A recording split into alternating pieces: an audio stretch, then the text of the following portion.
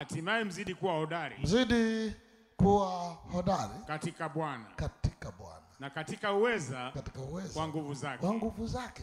Katika uweza wa nguvu zake. Hatushindani. We don't wrestle. Turudia tena. Hatimaye mzidi kuwa hodari. Hatimaye tuzidi kuwa hodari katika Bwana. Katika nani? Katika Bwana. Sisi hatuna uwezo katika sisi. We don't have power in us. Familia yako haina uwezo katika hiyo familia. Your family has no power in that family. Lazima ujiunganishe naye na kukufundisha. You must connect to what I'm teaching. Uanze kusimama katika Bwana. And begin to stay unashindana katika Bwana. You fight in the yani Lord. Ndani ya Yesu. In Christ. Unapigana na wanaopigana na wewe. You fight those who are fighting you. Wakitaka kushindana na wewe. If they want to wrestle, wanakutana na sura ya Bwana. They meet the face of the Lord. Hallelujah. Na katika uweza wa nguvu zake. Na katika uweza wa nini? Wa nguvu zake. Sema wa nguvu zake. Wa nguvu zake. Sema kwa sauti. Wa nguvu zake. Ongeza sauti. Wa nguvu zake. Vaeni silaha zote za Mungu. Vaeni silaha zote za Mungu. Mpate kuweza kuzipinga. Ila za shetani. Ila za shetani. Kwa maana. Kushindana kwetu. Sisi si juu ya damu. Na nyama. Bali ni juu ya falme. Wote sema falme. Falme. Sema tena. Falme. Sema kwa sauti. Falme. Nini jamani? Falme. Kuna falme. Yes. They are kingdoms.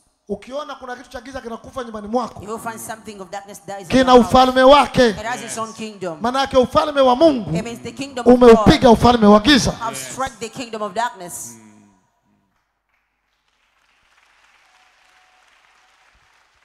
Wewe unashangaa unaona ni nyoka amekufa. You are surprised. Lakini katika ulimwengu wa roho, but in the realm of the spirit, ni jeshi la ufalme wa giza limepigwa. The force of the kingdom of darkness is struck.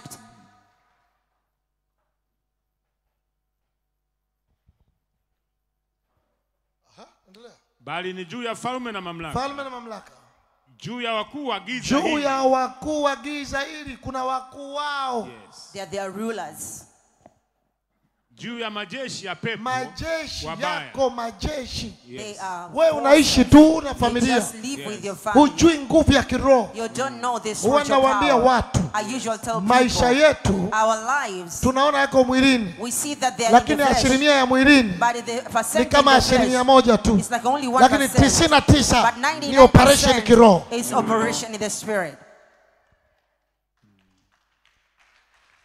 Ndio maana ukikuta watu duniani wamefanikiwa, that's why when you find people in the world that either ana operation ya kiroho upande wa giza, whether they're operating in the realm of the spirit, huyo amepata mafanikio yanaitwa fake. This one have gained lakini kuna aliyefanikiwa kupitia upande wa nuru.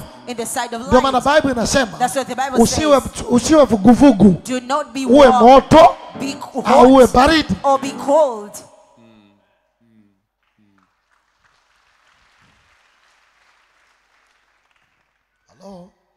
Ujulikane umeamua nini? It has to be known what have decided. Lakini sisi na nyumba zetu but we and our houses tutamtumikia Bwana. We will serve the Lord. Tutamtegemea Bwana. We are depending on the Wana madhabahu zao, tuna madhabahu ya Mungu. We have the altar of God. Leo ninapozungumza nanyi familia, today as I speak to you family, madhabahu ya Mungu imefika nyumbani kwako. The altar of God have arrived. Kila kitu kinafunguliwa. Kila chumba chako kinafunguliwa. Kila mtoto wako anafunguliwa. Kila wajukuu zako wanafunguliwa. Kila kazi zenu zinafunguliwa. Kila mifugo yako inafunguliwa. Kila mashamba yako yanafunguliwa. Kila ofisi yako inafunguliwa. Any of your office will be delivered today.